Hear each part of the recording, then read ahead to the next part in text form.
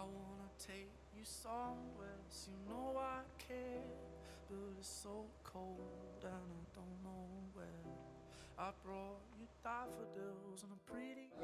Dirmendo, soc responsable de salvament en accidents de trànsit i assistències tècniques de la divisió d'operacions de bombers de la Generalitat.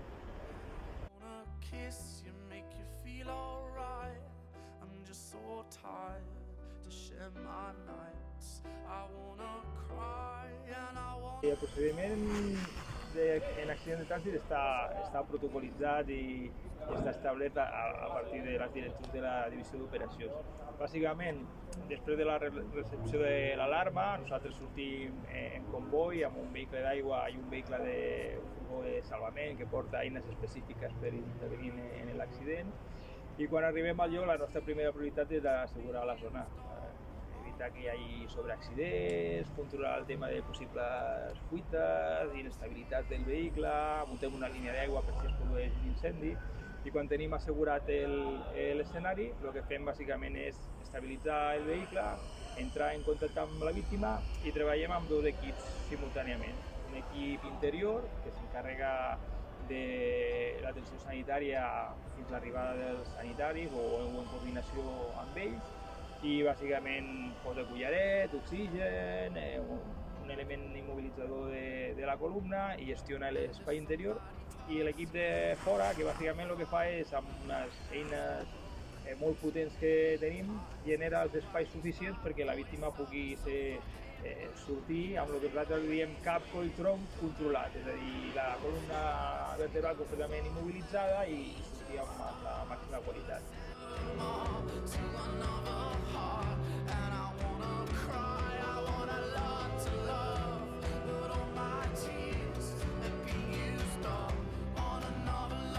A l'hora de ser eficients com a rescatadors, intentem treballar d'una manera molt protocolitzada. Aleshores, quan nosaltres arribem, tenim diferents tipus de víctimes. Cada tipus de víctima té associat un sistema d'estabilització, una sèrie de maniobres i una velocitat d'extracció.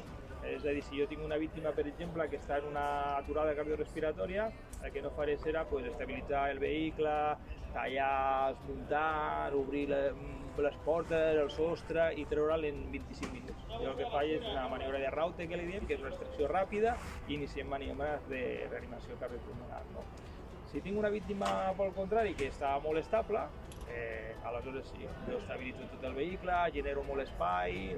Imagina't una persona que arriba allà i et diu: mira, jo em trobo bé, però noto pessigolles a les cames, o no puc moure les cames. Aquesta persona potencialment el que té una lesió medular. Aquesta persona no té pressa, perquè la seva vida no corre perill, però certament sí que necessita molta qualitat en l'extracció. Aleshores, entre aquests dos extrems que t'he parlat, és a dir, una persona que requereix una extracció molt ràpida perquè perilli la seva vida i una persona que està estable però té un problema a nivell de medular, doncs hi ha molts grisos. Nosaltres el que fem és adaptar-nos a nivell de les nostres maniobres al tipus de víctima que tenim.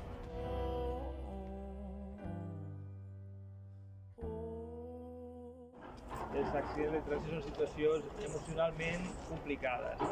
Què fem els bombers? Els bombers ens centrem en la part estrictament tècnica i és el que recomanem als nostres equips d'intervenció. Centrar-te en la part tècnica evita que emocionalment la teva intervenció quedi condicionada. És a dir, ens centrem en la part tècnica i intentem és la manera de ser més eficients. Això no treu que som persones i quan arribem a casa hi ha accidents que són més colpidors que altres. Els primers accidents sempre són accidents colpidors, hi ha accidents que per el tipus de víctima a la que atenem o per circumstàncies personals del bomber poden ser més difícils de gestionar. Tenim recolzament a nivell psicològic per gestionar aquest tipus de situacions, però certament per ser bomber has d'estar fet d'una pasta especial.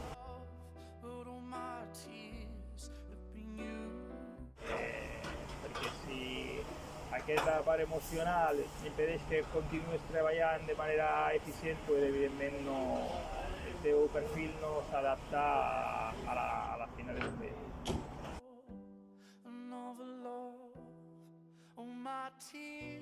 years of being. És difícil, amb una paraula, d'alguna manera, condensar, no? tot el que hauríem de tenir al cap quan ens posem al volant d'un cotxe. Responsabilitat. Responsabilitat és segurament una paraula molt genèrica, però d'alguna manera he d'entendre que vivim en societat i que és important que ens cuidem els uns dels altres. No? Jo crec que aquí d'alguna manera es resumeix en el missatge que hauríem de... No hi ha un bé d'enviar a la societat, sinó enviar-nos els uns als altres per evitar aquesta plaga terrible del segle XXI. My hand's been broken one too many times, so I use my voice.